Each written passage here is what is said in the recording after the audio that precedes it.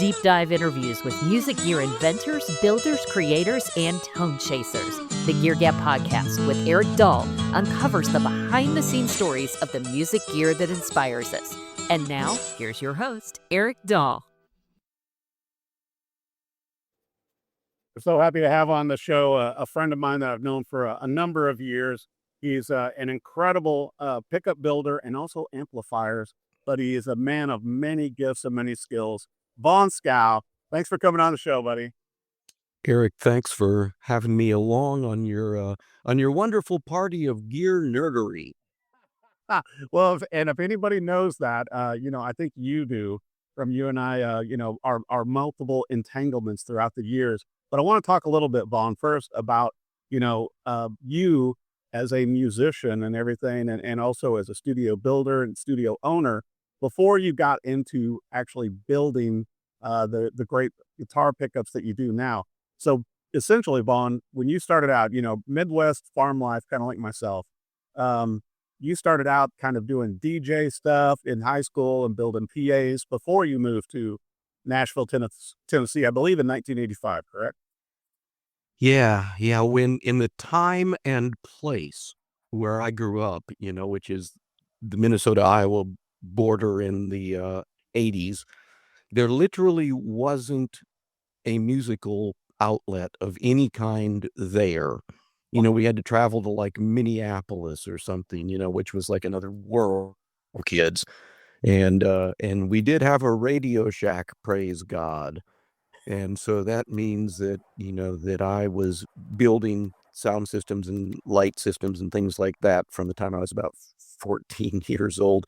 And I will mention, I actually did make my first pickups at age 15.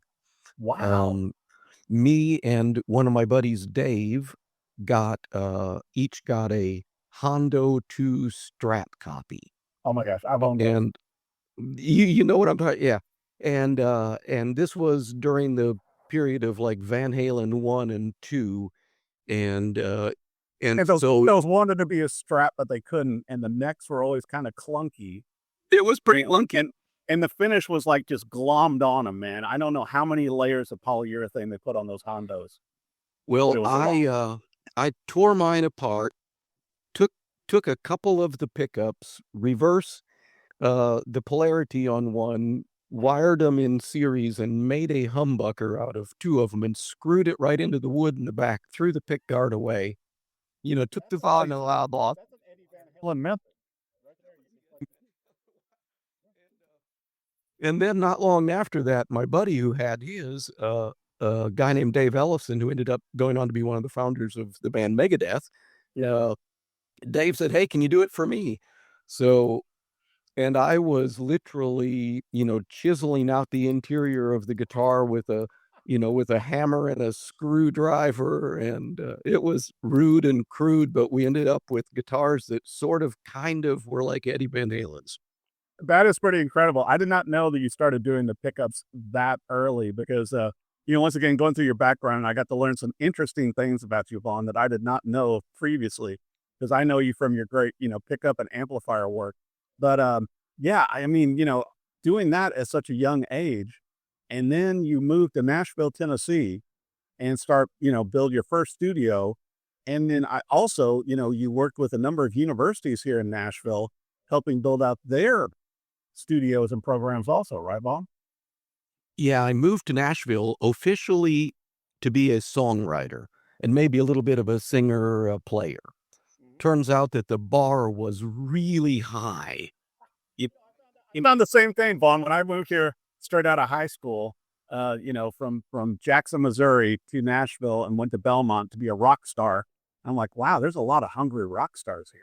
Yeah. Maybe I have to go back with Plan B and go into mass communications and do TV and radio. And there you go. Wow,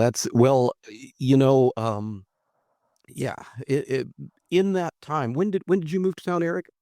The first time was 1982. So straight out of high school. Just a little before me.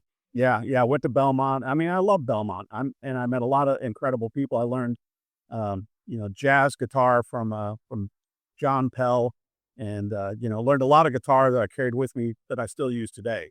because then I studied classical back in Missouri.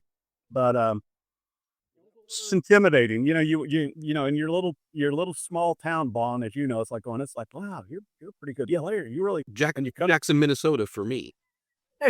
So there we go, Jackson, Minnesota, Jackson, Missouri, and then you come into Nashville, and it's like everybody's amazing. I mean, I always make the joke, Vaughn, and you know it's true as well, to where it's like you'll go to Taco Bell or wherever, and the person serving you is probably a better guitarist and songwriter than you are. Right, right. Well, and that time, in the mid '80s was really a high water mark, especially for Nashville songwriters. Oh yeah. The writers were incredible. So, my little suitcase of songs that I thought was going to make me, a millionaire, pretty much immediately got stuffed.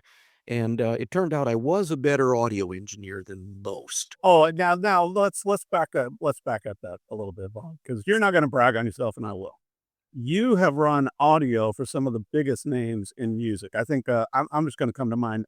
Marie Osmond, Garth Brooks. I mean, how many huge A-list artists, A-list, have you run audio for? Go, come on, share. A number of them, and a lot of it was really interesting. The first place I landed in Nashville was the Bluebird Cafe, where I became, the main house sound engineer there. And that's become an institution, as you and I know, thanks to the TV show Nashville.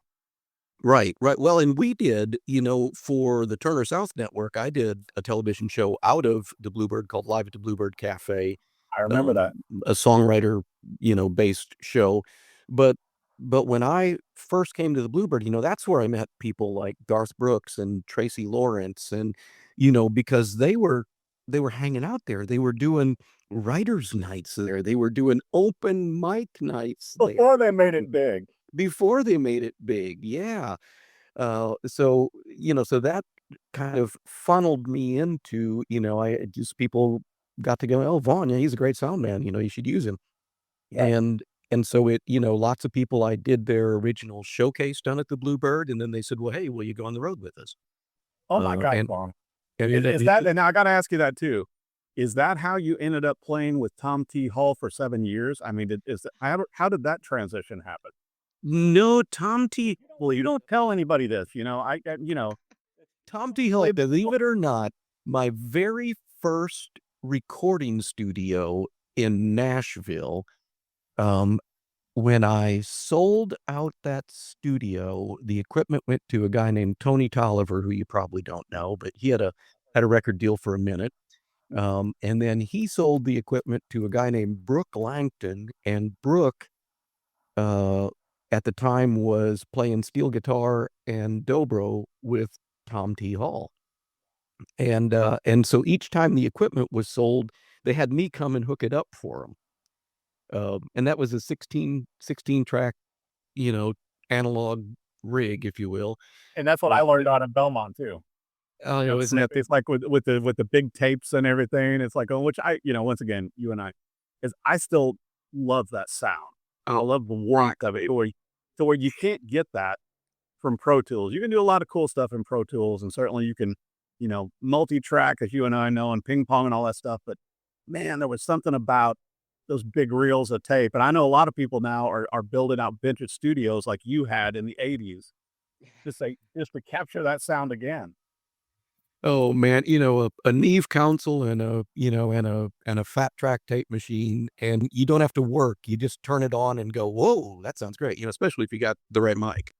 Right. And also the right performers and everything. But I mean, touring with Tom T. Hall, because I remember as a kid, Vaughn, watching, seeing Tom T. Hall all over TV.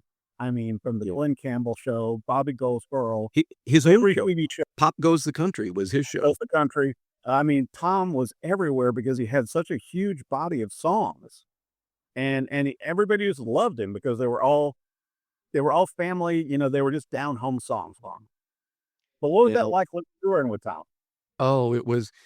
Well, to set it, I wish I had a picture of what I looked like when I was with Tom, because this was the mid '80s, and I had huge hair, and I generally ran around in jeans that were more whole than they were jeans, and cut up t-shirts, and it was a great time for me. I remember getting on the bus. Tom never had rehearsals or anything like that. It was just learn the songs and do the songs, do them the way the records are, end of story.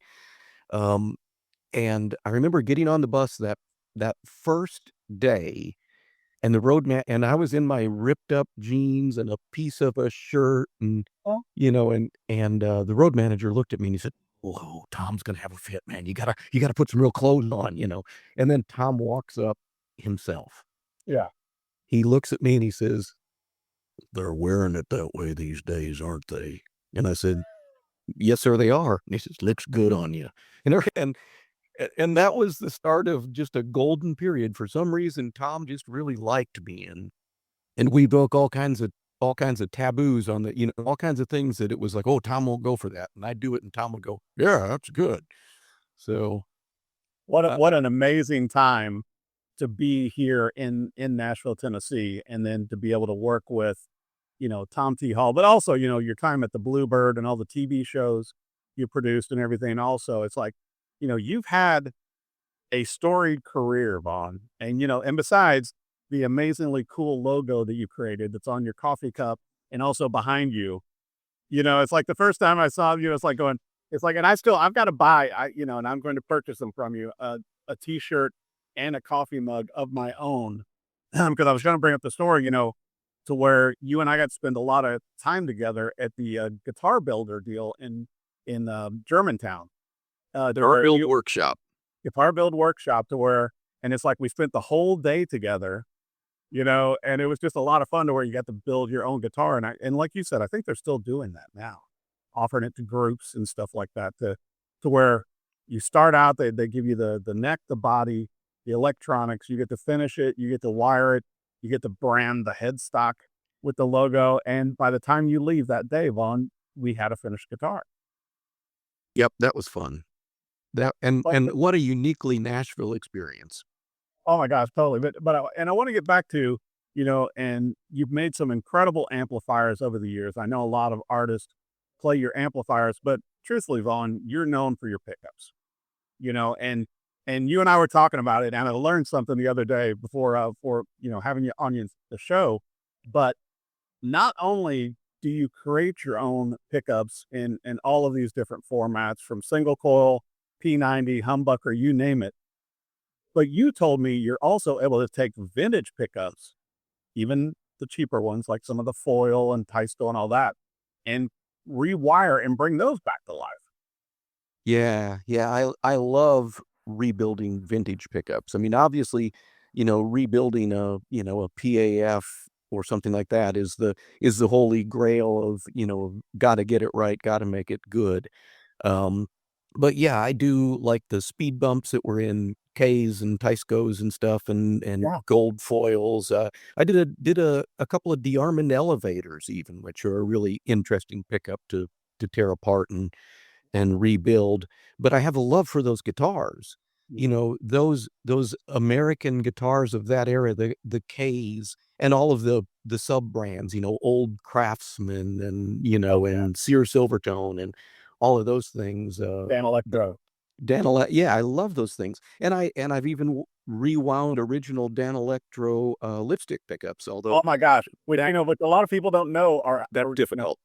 that has to be difficult because they actually used they were actually lipstick cases then, because that's what they bought and put them in. And coil wrapped on basically nothing. Just a magnet with a coil wrapped around it, stuffed in that lipstick tube.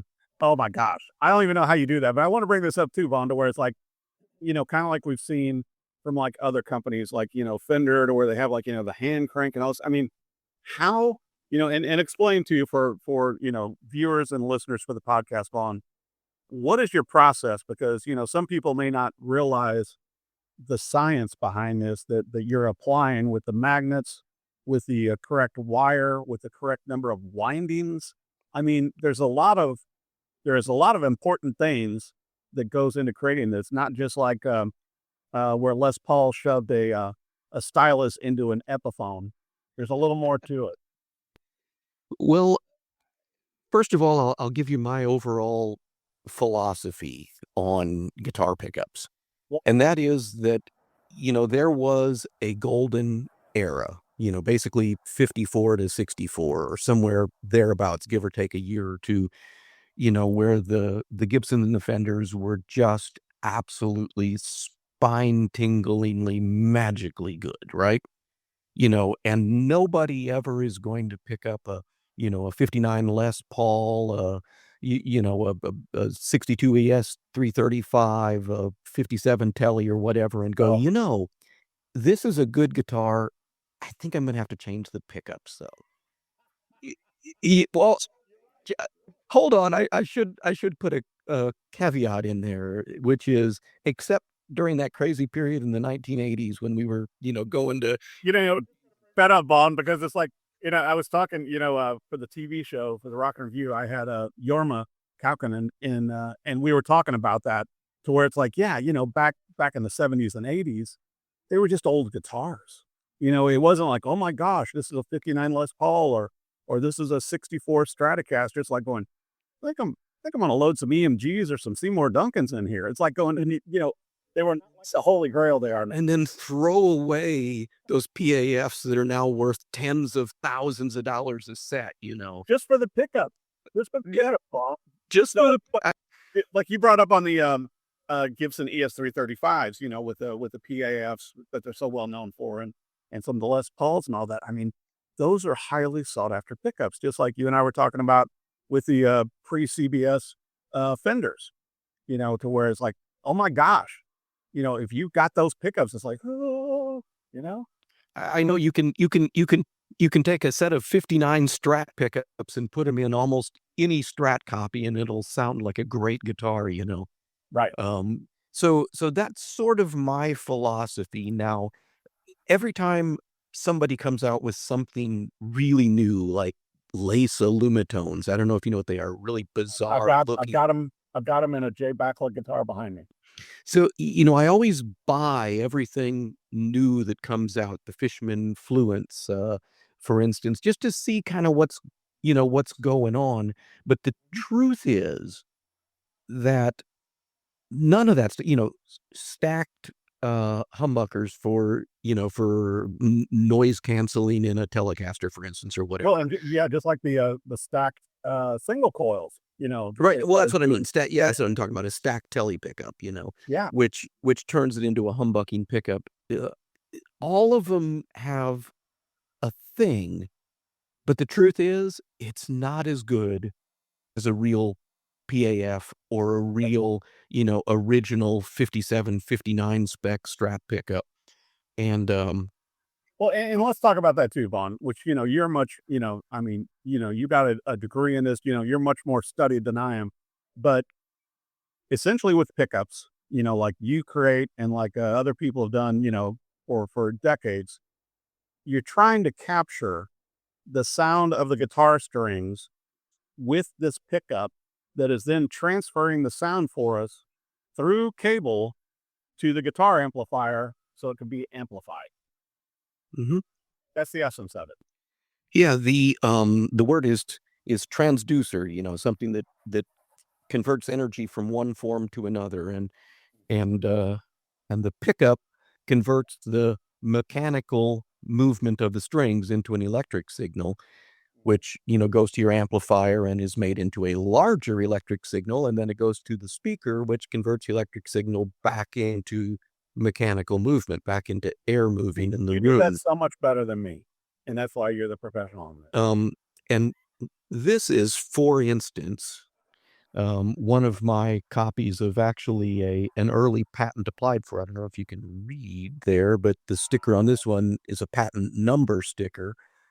And I like doing these reproductions as well because sometimes people will get, this is appropriate for a guitar just after the the patent applied for stickers, right?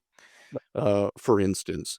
And sometimes Also, Vaughn, to where when you're doing these and you're making your own versions and everything, like, are you hand cranking the wire? How you know what?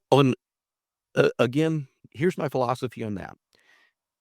Single coils, absolutely, beyond the shadow of a doubt, are hand wound, right? Is that can do that scatter thing? And they're nice and thoroughly scattered. As like when I used to, right now I don't have anybody working for me. I'm doing them all with my own two hands. But when I used to hire people and we were winding, I would always say, try to make it as random as possible. No two wires should lay equally on top of each other. Mess it up as much as you possibly can. But then somehow, when all is said and done, have somebody be able to look at the coil and go, oh, it looks so nice and uniform. But yet it's incredibly scattered within that. And that's what's so interesting to me also, Vaughn, to where it's like back when, talking like Leo Fender and all this kind of stuff, to where it's like a lot of this stuff was done by accident. You know what I mean? It's not like, it's not like Leo and Ted McCarty and some of these people go, oh my gosh, here's what we're going to do. Here's how we're going to make the best sounding Fender pickups, the best sounding, patent applied for pickups, with Seth Lover and everything. It was by accident. Oh, And then hey, they ended up sounding amazing. for what it's worth, the Telecaster and the Stratocaster were almost by accident. Leo didn't know how much he got it right, you know, as evidenced by the fact that, he never patented the design of the Strat or the Tele. He literally was like, well, it's just stupid. It's something I like drew on a napkin. I mean, anybody could come up with that. Why would I patent that? It's like, Well, but Leo Fender was a lot like you also, to where Vaughn, he started out, as you and I know, building amplifiers. It was with Doc Kaufman and everything. So he was doing amps and all that kind of stuff before he got into, doing the guitars and the pickups and all that. But also, I got to bug you on this one because I'm learning stuff from you. On the magnets, like how do you decide which magnets go into which pickups to change the sound? Because I know that changes the sound. yeah. So the historic kind of way this moves is in the world of Fender pickups. If you go back to sort of the earliest Fender pickups, which would be 1951, 52, the Broadcaster, Nocaster, Or the note. first year of the Telecaster. Those were all Alnico 3 concoction, which Leo chose because it was the cheapest. Leo was very frugal, and an Alnico 3 for the purists isn't really Alnico because it doesn't have any cobalt in it. That's aluminum, nickel, and cobalt is what Alnico stands for. Okay. But that's a relatively weak magnet, I guess you could say. And it's very, that sound is very sparkly and alive, bubbly, if you will. I think like Sultans of Swing, that kind of tone. And you know what I love about that tone in those pickups also, and from playing those instruments, is that it's not, they're not hot, not like a lot of, particularly once we got to like the, the Seymour Duncans and the Not at all. lows. But what I like about them, Vaughn, is it makes the amplifier work. And so it's just, they just do what they need to, they're not like overdriving the tone and the sound and all that. They're just taking it and sending it to the amp. Well, and then from there, Leo went to the more powerful Alnico 5 magnets, kind of when that composition became affordable, if you will. And then that was what sort of finished out the end of the pre-CBS era. And now we're talking about 57, 59, 62 in that era. And they also, and that's a little bit more, now we're talking Stevie Ray Vaughan's tone, right? We're talking Jimi Hendrix's tone, a little, But that's a little, those magnets are a little bit more powerful. They're a little bit more firm and in your face.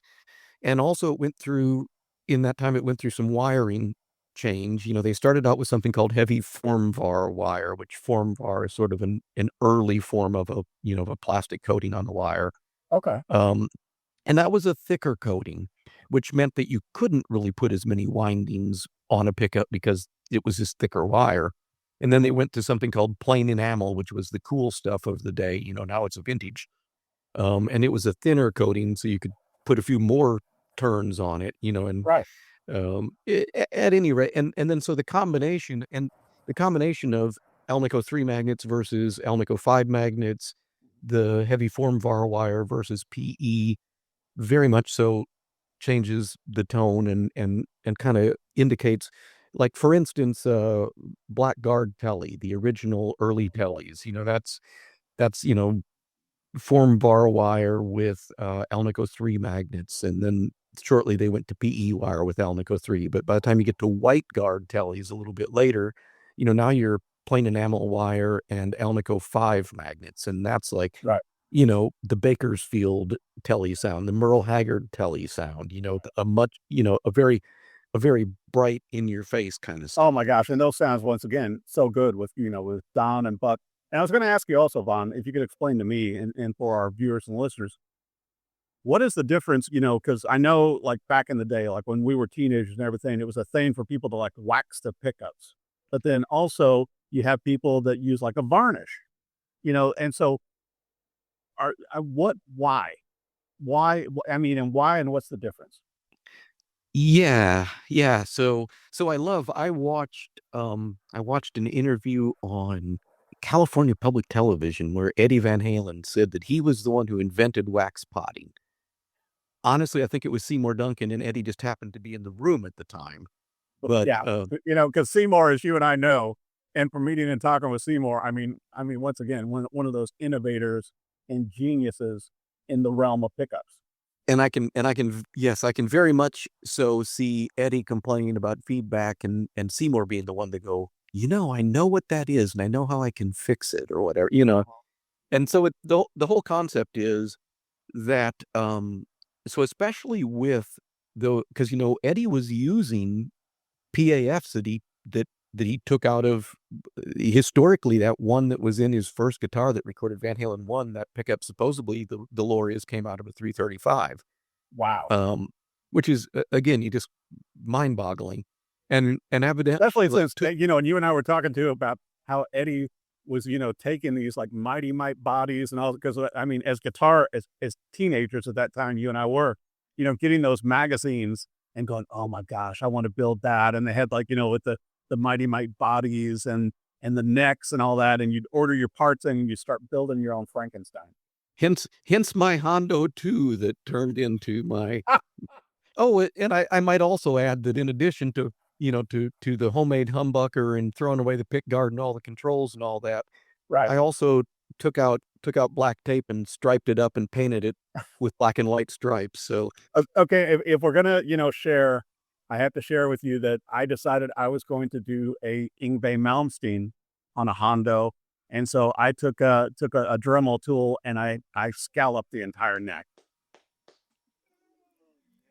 But if you're not gonna do it up and expensive like a Fender or something, and so yeah, it was a Hondo. do you still have that guitar by chance? No, but my guitar teacher I think still has that because he was so enamored with it because obviously at the time I couldn't afford an Yngwie Malmsteen guitar. So I'm like going, I'm going to get a Dremel tool and I'm going to make it. You know what? I think I think he's a common buddy of ours, John Satella, Elmo, Yeah. telly player who does all of Brian Yep. Wampler's demo Oh my stuff and gosh. shows. Oh my gosh. Yes. A fantastic player, and he brought me a few years ago. He brought me his first guitar, or at least his first real guitar, which was a Squire Strat that he had done that to, that he had literally dremeled out and scalloped the frets on.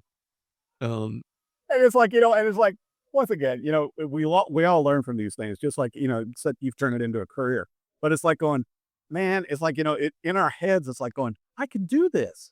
And then it's like going, it comes out, not perfect, but playable, you know? But that's also why I rely on, experts like yourself on the pickups because it is so important. And we haven't even touched on all the pickups, Vaughn, to where it's like, you've got your mini humbuckers, you've got your P90s, you've got, your Filtron, in with your crutches and everything. Talking about your pickups and the evolution of what you do. And I know also, that you are making a lot of drop-in replacements for a number of different guitar brands. How have you developed the Vaughn Skow pickup lot?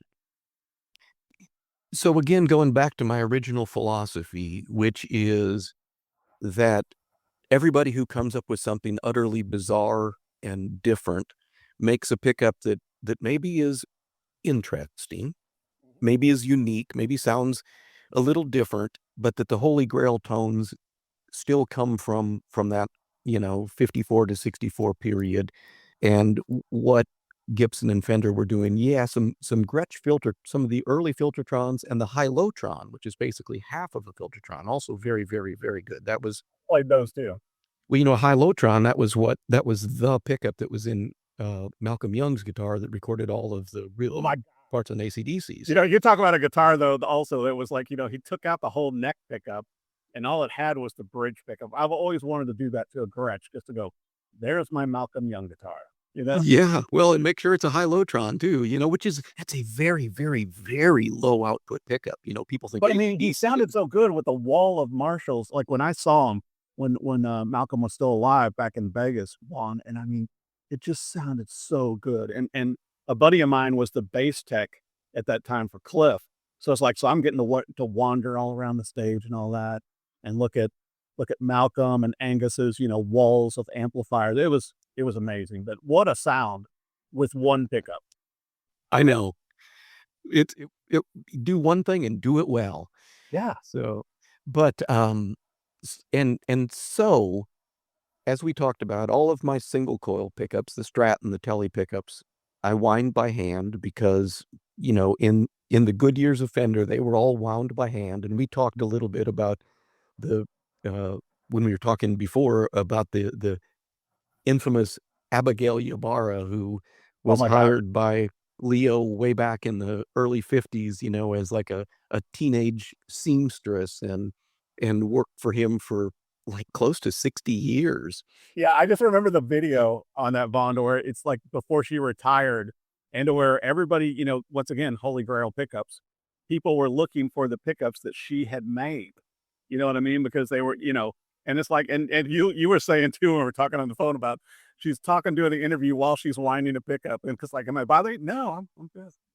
Right. Yeah. She's not even really watching. And the guy says, do you need to pay attention to my bother? Nah, it's good. Bro.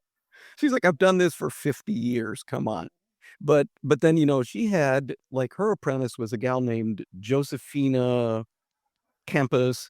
And Josefina's apprentice was a gal named Brisianda Penna or something like that. And the crazy thing is that all of those pickups now are considered to be master-built pickups, Right. And so all of my single coils are hand wound with a great scatter, and again, that seems to be very, very, very important with single coils. A single coil pickup. And I got to bring up also, Vaughn, those pickups of yours, besides what you've done in the different, humbucker and other pickup range, those have been very popular for you. Yeah. Oh yeah, absolutely.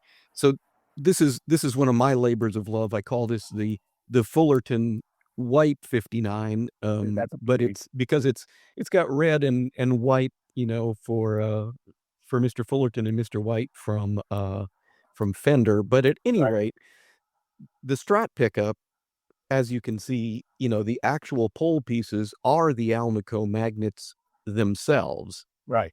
And in this configuration, the way the wire, and like I said, see how it looks like it's really nice and uniform and all that, but it's actually, that's a thing of beauty. But it's actually very, very, very scattered within that seeming. And it doesn't look it at all. And I mean, but also the bottom line is, as we know with pickups, is the sound. All of those elements together that you're putting together between, with the bobbins and with the magnets and with the correct wire and the correct windings, that's what makes the magic, right? And now one thing I'll mention when it comes to both, humbuckers and single coil pickups is, those original machines that Abigail was winding on back in the 50s and that Fender was using, he built out of sewing machine motors, and the counters were literally analog counters hooked up with a rubber band. And so the count varied a lot. And plus, Right. again, Leo, as frugal as he was, if the wire ran out and it was within, say about 10% or so of being what it was supposed to be, he'd say good enough.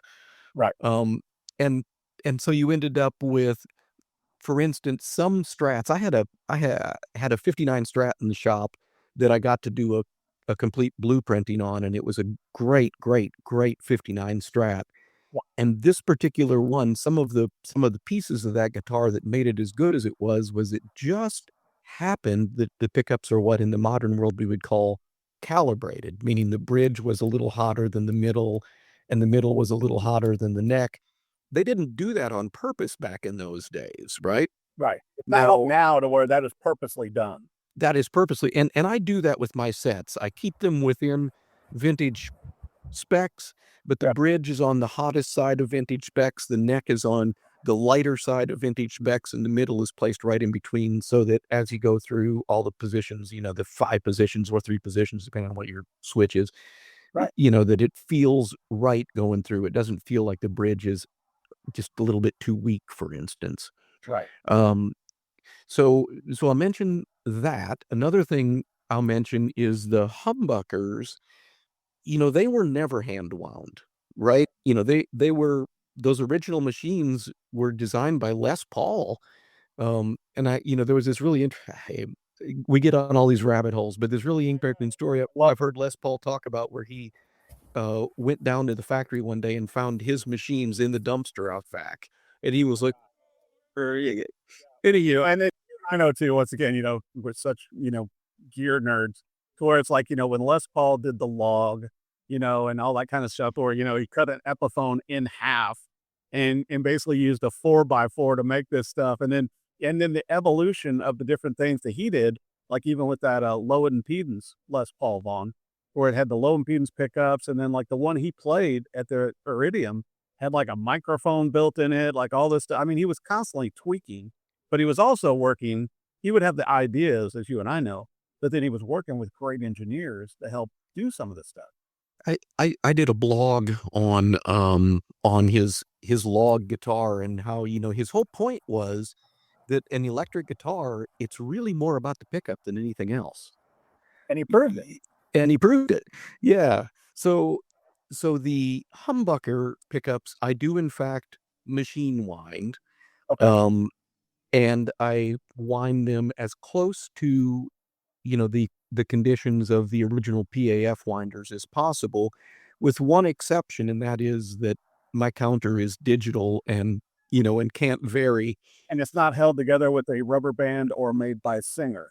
Yeah, exactly. And so my humbuckers are vintage spec, vintage wound, and I found out that for whatever reason, these are too much smaller coils, and of course in a humbucker the magnet is this square magnet underneath the pickup, Right. and it just transfers, the north and south poles to the screws and slugs.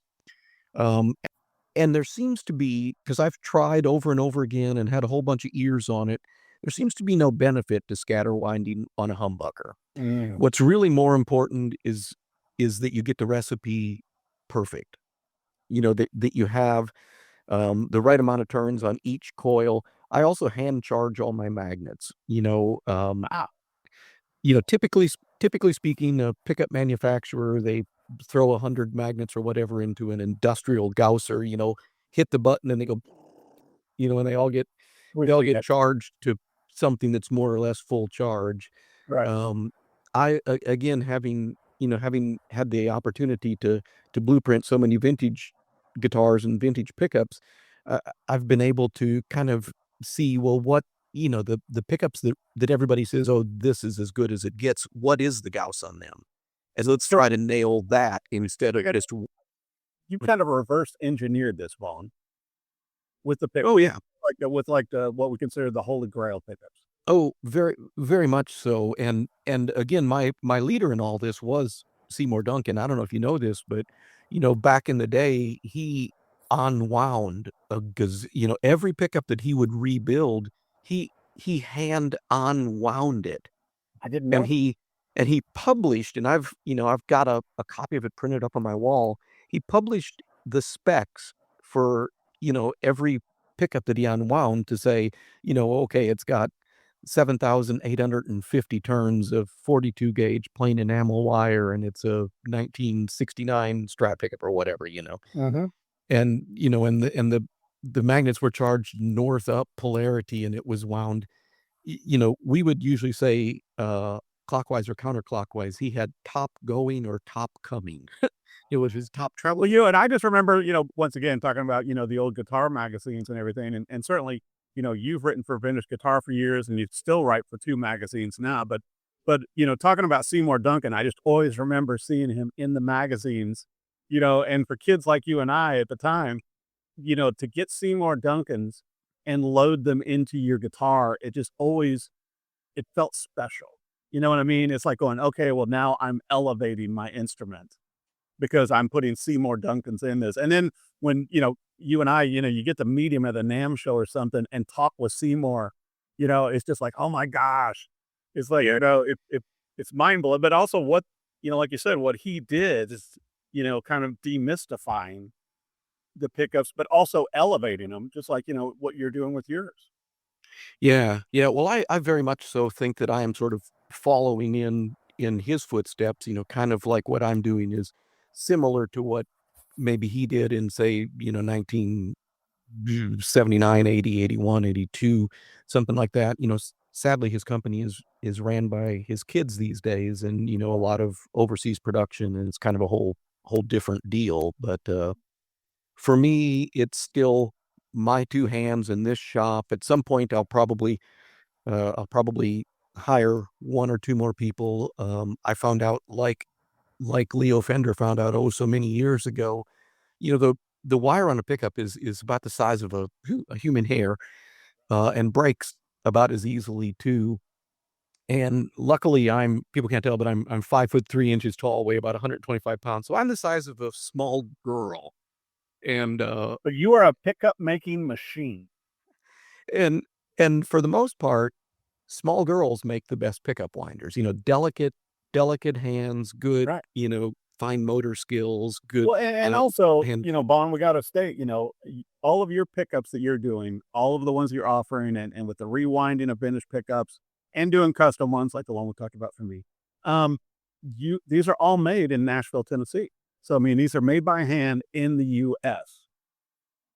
Yeah, and as a matter of fact, with absolutely as many parts that are sourced locally as possible, Mhm. you know, uh, oh, what is the company in Portland, the stamping company that makes all my metal parts? We talked about Oh, Jeremy, yeah, Jeremy. advanced plating. Mhm. Oh my gosh, Just they do so great. I'm gonna have Jeremy on the show too. Yeah, well, just right down the road here, and they make all my metal parts. They make all of the butyrate bobbins. About the only, all of my fiber work, the top and bottom fiber, Sure. comes from a company in New Jersey. About the only thing that probably comes from outside the country are the magnets themselves, because China has such, a grip on magnet Right. production. The Right. But I know also, you and I were talking to where your guitar pickups, particularly your humbuckers now, have become very popular with guitarists in the last few years. Well, Yeah, especially with Paul Reed Smith guitars. in particular, I've sold thousands of sets now that are specifically for PRS slash Paul Reed Smith guitars, and that happened, I guess it's been 5, 6 years ago. I watched a video with our buddy, Brian Wampler, Uh-huh. who had an SE, custom 22 or custom 24, I forget which one. Beautiful guitar with that green burst, and the beautiful top and all that. And, he had just got the guitar and he was doing a video on it, and he ended it up by basically saying, "Gosh, I love this guitar, but I just can't be in love with these pickups." Yeah. And so I called him up and said, "I am gonna send you a set of pickups that is going to make that your number 1 guitar."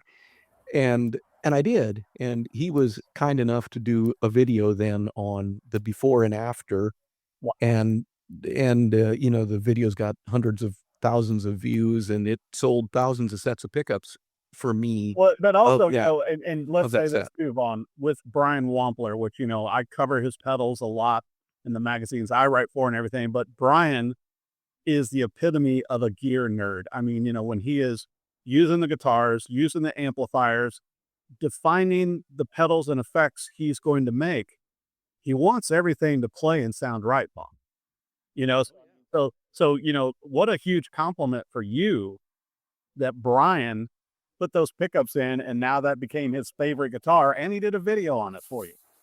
Yeah, so that basically ended up being some great publicity, and now for to go back just a little bit further, the reason I was able to say, I know I can nail this for you," is because I had a Paul Reed Smith Myra core model. Love it. The Myra is a real sort of straight up Les Paul Jr. type guitar, Very um, straightforward.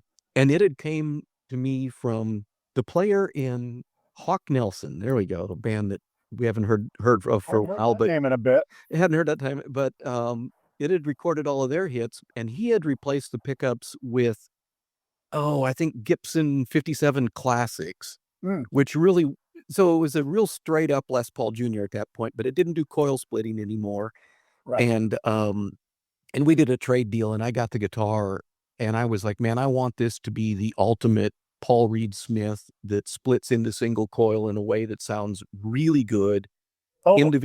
individual coil splits so that you can do, humbucker bridge, single coil neck, for instance." And that's when I designed those pickups. I spent like 6 months of all my spare time going, I wanna make this as good as I can for me. So, And so really, so once again, the how you came up with these, humbuckers that everybody's buying, now for their Paul Reed Smith guitars was your own experimentation on a PRS Myra. yeah. Yeah, absolutely. And then That's after that, I amazing. got an SE, 22 myself and, put the same recipe in it and was like, "Oh, this is absolutely killer." My SE, is a Korean built one, they were done in Korea before now Indonesia. Right. Um, super, super high quality guitar. Oh my Yeah, gosh, I was gonna bring that up, Vaughn, to where, I've reviewed a number of them. They're, PRS American made and they're imports. And the SEs just blow my mind. You know, I mean, it's just like the quality, like you're saying. I mean, it's like going, oh my gosh, for well, the that money. that Cork factory where they're made, I don't know if you've ever seen any of the tours of that factory, but they've got, Okay. like, 5 buildings that go from the least expensive guitars to the most expensive, and the most expensive is the Paul Reed Smith line, the PRS guitars, Yeah, for obvious reasons. You know what I for mean? But obvious reasons. but it's like those pickups of yours. So besides those, and I know you make a myriad of different pickups, and like we were talking the other day. I'm wanting to build a trash caster that is basically like has like one pickup, and you and I are going to work together to where you're going to make this one pickup for me, and it's going to do it all because all else All 3 is like voices, yeah. I know with three voices, but I want the 72 neck from my buddy Jay Butler, that I got it from him, and then I'm going to do a body, and then your pickup. And so that when I plug it into any amplifier, if I plug it into my dad's 59 Bassman, it's just a tone machine. Oh, yeah. Yeah, well, and I love working with builders of all level, from guys like you that are bolting parts together to, Yeah. like, my buddy John Kamerer, who does these most incredible concoctions that are incredible. I love I working met with. John years ago, and once again, talking about interesting builders, to where the way he does his concave body shells, and I mean, and his hand carved necks and everything, once again, playable artwork. But, Yep. but John, fortunately, after being covered, I think in Premier Guitar Magazine, kind of had a resurgence, with his guitars, and he's been doing very well. But I mean, but what a great builder, Vaughn, for you to work with as well. Yeah, yeah, and I've been working with him for quite a few years. Like I said, I love working with small builders who say, "I want something a little different than what I can get anywhere else." For him, like, for instance, I make Telecaster pickups that fit in a humbucker size shell, because he's got this quick change pickup system now where he can, pop pickups in and out with just I a saw little that. choo. I saw that at the Um, guitar show. but the cutouts, are all humbucker size cutouts. So, if you want to put like a single coil pickup in a humbucker slot Right. and you want it to look right, you got to kind of make something a little special for that. So you would say, once again, talking about your pickups, Vaughn, and I know you're still going to be doing some amplifiers again too, which is hard when you're the only guy and you have such a demand for your pickups. But besides the PRS replacement humbuckers, what do you feel like your other most popular pickups are right now? Right now, all the humbuckers. I also have had a number of people on YouTube that have done videos on my 59 and 57 PAFs, which are Yeah. the two main flavors of PAFs. The 57 is Alnico 2 magnet and just a little lighter wind. The 59 is Alnico 5 magnet. And those are the two main flavors of PAFs, if you will. But also early on, I worked with a lot of Nashville players to come up with Vaughn's Velvet Telecaster set, and that until the PRS thing kind of took over, that was my number one seller. Again, I worked with John Satella, I worked with Brian Wampler, I worked with a lot of Kelly guys on that set. Well, and also to bring that up, Vaughn, what a huge compliment that is to you, because as we know, the Nashville players, particularly the session musicians and touring musicians who, tour the world with these artists, they are very particular in the sound and play, and also their instruments, as you know, from being, out on the road for 7 years, they have to be road worthy so that no matter what city or country they're in, when they pull up there with the bus and hop on stage that night, those pickups have to perform and deliver consistently to the sound and the quality that they're looking for, right? Yeah, those guitars are working man's tools, baby. Right. Right. They need to And, be and we get, as collectors and players, we get to, search for it because, I know I want to do like a set of your 59s and in a Les Paul and all that, but these guys are using them as tools to pay their bills. right. And so they got to perform. Tools to pay their bills, but also to hopefully have a darn good time paying their bills.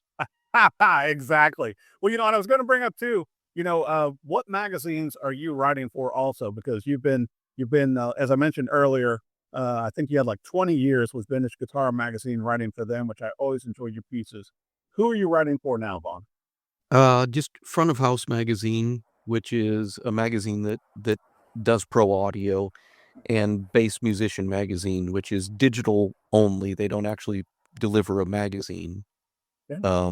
I've been playing a lot of, you and I both play in praise and worship bands, and I've been playing a lot of bass for the last 5 years in praise and worship settings. So that is so awesome. Yeah, because we're both using our in-ear monitors also. But, I used to joke on when I was playing praise and worship music in Las Vegas, and everybody's like, well, why aren't you on guitar? I'm like going, God needs bass players right now. It'd be oh, wow, because, my dad was a bass player.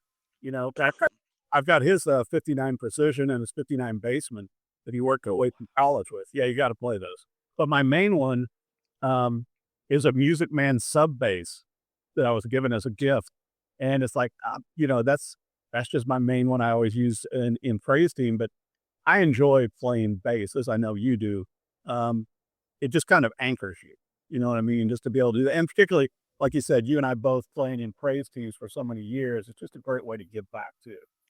Oh, so as a sidebar that probably the viewers watching this will enjoy. Yeah, there is nothing quite like bass for being able to move the entire feel and emotion of a song.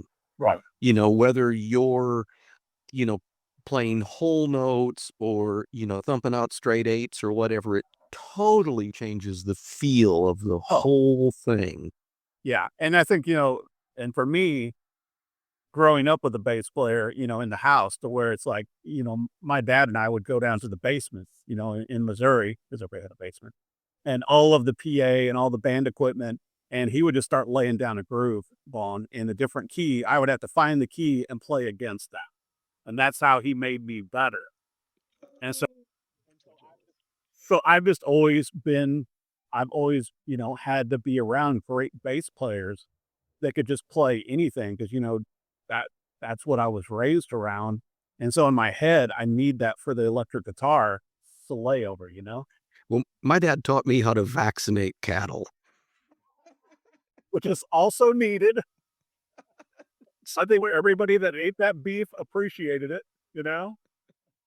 Ah, well, and I wanted to bring up also a shout out to the sponsor for the show, which is the Acoustic Coffee Company.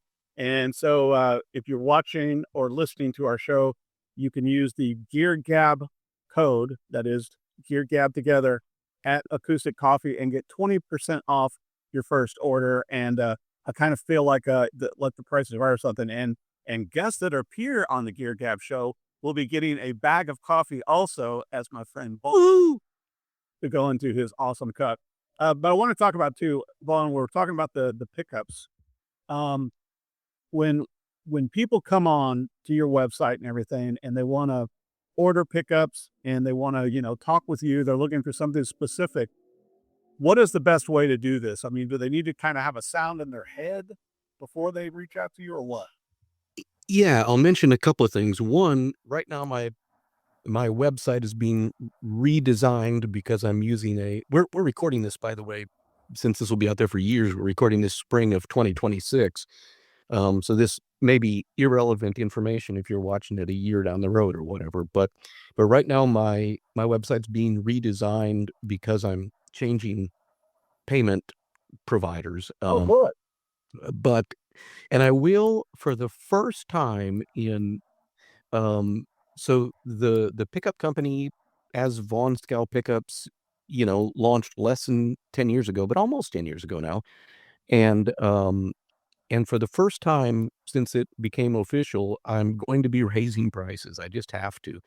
But I will also mention to any of your listeners, if you're watching this and it's still 2026, just send me a little message that says, I watched this on Eric Dahl's Gear Gab, and I will give you 2025 pricing. So there you go. Thank you. So, and also, I mean, so what are you going to do? You told me before we started the show, Vaughn, to where you've got like 5 or 6 amp cabinets, and I've played through your amps before, and it's like, I am going to build this year in 2026. I am going to finish out the cabinets I built. I've got one of them here to show you. This is yeah. Oh my God. This is what my amps look like. They're all wood. typically, Yeah.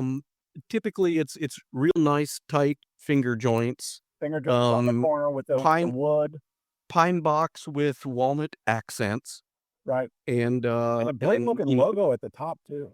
Yeah. So my idea, okay, once again, my philosophy is that the greatest amps ever built were built during the pre-CBS Fender era. That's what I think. Some early Marshalls are very, very, very good as well. Yeah. But I think the tweeds and the brown and blonde Fenders, to me, were sort of the high water mark of amps, and most people would agree. So my amps are more or less tweed Fender designs with a little bit of the brown and blonde era pulled in as well. They got a little bit stiffer filtering than, say, for instance, tweeds do. Lots of times I offer mine with solid state rectifiers instead of tube rectifiers. Again, just if you want your amp to, the original Tweed Deluxe, for instance, falls apart real big time above about 2.5. If you wanted to have just a little bit more sturdy bottom end on it, for instance, that's usually what I get. Yeah, a little tighter. Yeah, and your amp sounds so good. I'm glad you're going to be doing some of those in your spare time. But also, I'm so excited, Vaughn, that the pickups have been selling so well that you are probably going to have to hire some people. And also, like you said, with the cost increases, I think people understand right now. I mean, because everything is costing more. But I also want to reaffirm that the Vaughn Skow pickups are handmade in the United States. And so you're getting a lot of great product with these pickups to put into your instrument. when you order them, right? Yeah, it's very much like, I used to always feel like I needed to have a sign in the shop that says, "Welcome to, 1957, enjoy your stay," or something like that, It's very much like you're traveling back in time to old world craftsmanship. Right. And you are in your shop right now. I'm in my shop right now, yep. I just think it's so awesome because, I've always enjoyed it too, seeing you at guitar shows and everything like that. And you're very proud of what you do. I want to make sure that listeners and viewers for the podcast know, I mean, you are a craftsman, Vaughn, with what you're doing with these pickups, with all the different models, all the different designs. And once again, like we mentioned earlier in the show, if you didn't catch it, that if you have an older guitar with pickups that are maybe starting to fade out or go microphonic, just I was thinking about like a lot of the ones like Jack White buys, to where it's like, these pickups are getting a little microphonic. You can send them to Vaughn and he can make them new again, right? I had a guy who just a few days ago sent me the pick guard out of his 73 Strat, and this is the bridge pickup and the neck pickup, both of which are dead. And I will take this as an opportunity to say, folks, do not polish your electric guitar frets with steel wool. I've done blogs on this before as well, but both of these pickups were taken out by steel wool shards. Oh my gosh. Because what ends up What does it do? happening, well, steel wool, of course, you end up with all these little shards of steel, and this is a coil with a magnet inside it, and so all those little shards are attracted, and they'll start trying to worm their way through the coil to get to the magnet, and it may not happen at once, it may not happen in 5 years, it might take 10 or 15, but eventually, over all the years of shuffling, those little shards will work their way through the coil. And again, the wire is practically microscopic, so it doesn't take much to compromise it. And it's always easy to tell if that's what's happened because you'll see all the steel wool shards, stuck on the top of the magnets. Oh my gosh. And that's Well, and that's what happened with both of these. So, but yeah, these are now rebuilt. These are rewound to exact original factory specs because he wants to maintain the integrity of the guitar. how amazing. And you're able to do that. So you're not just having to throw in replacement pickups in a vintage instrument. You can take those dead pickups or fading pickups, send them to you and get them rebuilt. Yeah, sometimes, I've also been sent pickups where the guy says, it just sounds weaker than it used to. And I'll check. I've got a super handy dandy little amazing Gauss meter. These, by the way, are not made anymore, but I currently own the rights to it, and I want to make them, the Spin Doctors. I think you would. But read the actual amount of Gauss at the pole pieces, and you might find that it's just been through one too many trips of the X-ray machine at the airport or something, and it's A lot of the Gauss on these is usually about 100.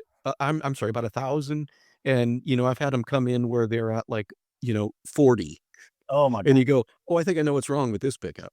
Well, I want to make sure for viewers and listeners for the Gear Gab podcast, Vaughn, for your website that's going to be updated, for your social media, for everything you're doing with your pickups and your amplifiers, and certainly for your magazine writing as well. Where do they need to go, Vaughn? Just vaughnskow.com, VAUGHNSKOW.com. Well, I'll tell you, Vaughn, it was great having you on the show. I'm sure you're going to have to come back on again down the road. But congratulations on your incredible pickups and the new amps that are going to be built this year as well. It's a treat catching up. I can't wait to work with you for doing my custom pickup for my Trashcaster that we're going to do also, okay? Absolutely. Thanks for having me on, and congratulations to the amazing success that you've been having too, my friend. Nobody deserves it as much as you. Thank you so much, Vaughn. Bye. Thanks for joining the Gear Gab Podcast with Eric Dahl. Subscribe to our weekly conversations on your favorite platform. And if you like what you hear, don't forget to leave us a review. Follow us on social media at Gear Gab Podcast. You'll never know who our next guests will be.